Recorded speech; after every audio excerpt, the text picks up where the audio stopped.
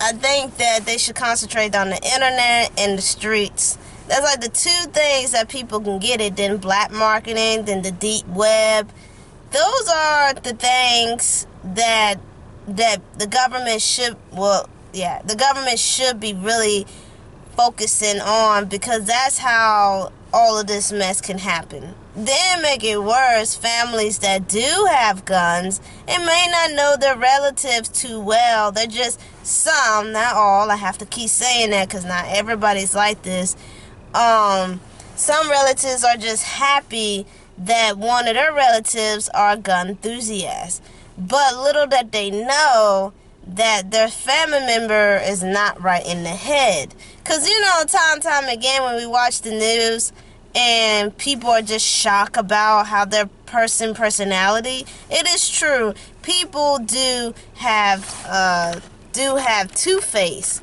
Because one minute, front of family, friends, they're like really good, very sweet, understanding, and da-da-da.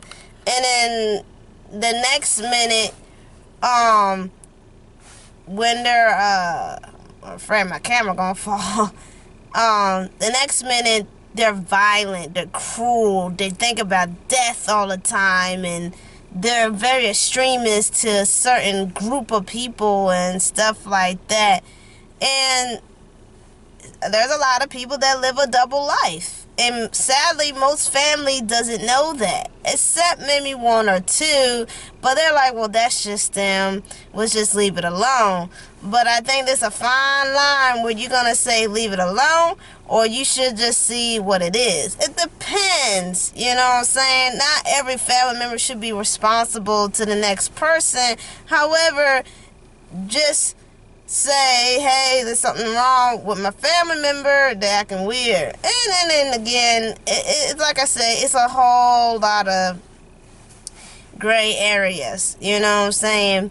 When I say a lot of gray areas, the government, FBI, the government see everything that we do on the internet. They got our phones, they got our laptop, tablets, they see everything. There is no such thing called privacy anymore.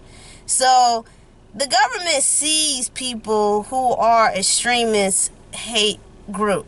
I was reading last week, they arrested neo-Nazi, white supremacists, and some other extreme group. They're arresting people like it was damn candy, just going boom, boom, boom, boom, just arresting people and stuff. So I'm glad they're getting people, because a lot of people have always been questioning to the FBI because, the Black Panther, all Black Lives Matter, and Muslim people. When it comes to color people, FBI is on that like wine on rice. But when it comes to white people, they're never on it. They just linger until a whole blood mass is everywhere. And then they decided to go get those people. Well, I'm glad now they start seeing color and start realizing violence is violent, hatred is hatred. Regardless what background ethnicity they are, you need to stop it before it happens. Like I was looking at a video, and these FBI people say they cannot touch somebody unless they actively do something. So basically, a hate group can spread so much hatred and violence of words, but if they do not do any action, the FBI cannot do anything about it. Unless somebody did it an isolated incident, then they can get that person. But as a big group as a whole, if they have not done anything wrong, the FBI cannot touch them. Most people say that's protected the prejudiced white men. But anyway, in a sense, they did make those arrests because, like the Charlottesville in Virginia, that was terrible. It was very peaceful on both sides, a little intense, but then one guy ran over all those people in Charlottesville, and it was so sad that one lady lost her life. And she was out there against the statue out there in Charlottesville, Virginia.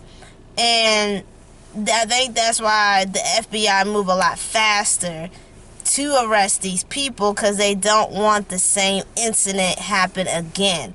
God forbid. So I'm glad they're, arresting these people. But I just mentioned that because, once again, it's the color line. And I wish that the justice system did not see color, but see the person's action, their motive, and their eyes of cold killing and murdering, no matter what the color skin they are. So, good on their part. They need to continue doing it because hatred doesn't have any color. Hatred is all about blood and violence, So, as for the gun rally, like I say, I just don't see there's no point. I don't understand it. I don't know why people out there protesting, but like I say, I think they listen to people who don't really give them a whole full evidence, all the facts, all the information that needs to be listed of, why the government is doing it. In a sad, twisted way, some people love chaos. Some people just enjoy to see violence and see people squirm. Like, I give you an example. When I went to Walmart one time, this was a long time ago. I went to Walmart one time, and there was this guy, and he had a gun, and he had it in the holster. It was visible. And everybody around him were scared half to death. Scared half to death. You should have saw these people's eyes. They were petrified of this man. Not because of the gun, but the two questions that came people's minds was, A, is he going to use this gun to hurt people? And B, why are you carrying a gun in Walmart? In all places, Walmart. Like, there's no reason to carry a gun at Walmart. But people's faces were petrified because you don't know. Maybe that one person said the wrong thing. Even say hi. Some people, it's crazy. Just saying hi to somebody can get you shot in the face. So I think that's why people were so scared. Like, I can't say anything to this man because people are thinking about your mindset. And enough for you to carry the gun to Walmart or just carry the gun anywhere. Now, I understand you're a truck driver. Now, I know why truck drivers had to carry a gun because they're out in the open everywhere. You know what I'm saying? But if you stay in a local area and there's not a lot of people out here beefing and shooting, it's not like we live in a damn war zone. That's what I'm trying to get. You know what I'm saying? But that gun rally, it just didn't make any sense to me. Like I say, everybody have their freedom of speech, their liberty of right to express what they think and feel. But to me personally, I just didn't understand it. I really didn't understand it because, like many resources I've been reading, the government is never going to take your gun. And like I say, the government is 10 times more clever than you think. I mean, even though the government, like I said, the government is evil and cruel.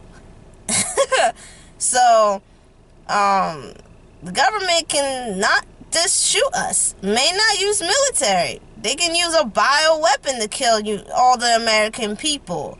You know what I'm saying? Government is evil. They're sneaky people. So, you can keep all your guns all you want, but like I said, the human mind is faster than a speeding bullet because they're always analyzing, searching, and making everything perceive what they want to do to hurt a whole population. I'm just saying.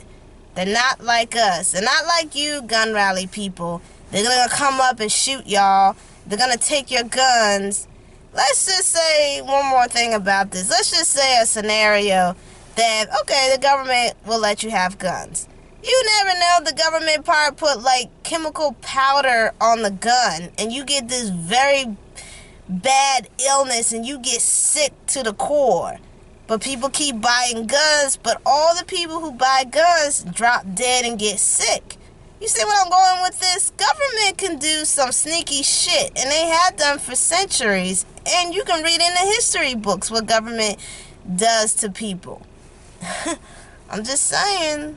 But I come back with the pro-life, and I don't see what's the point about pro-life too.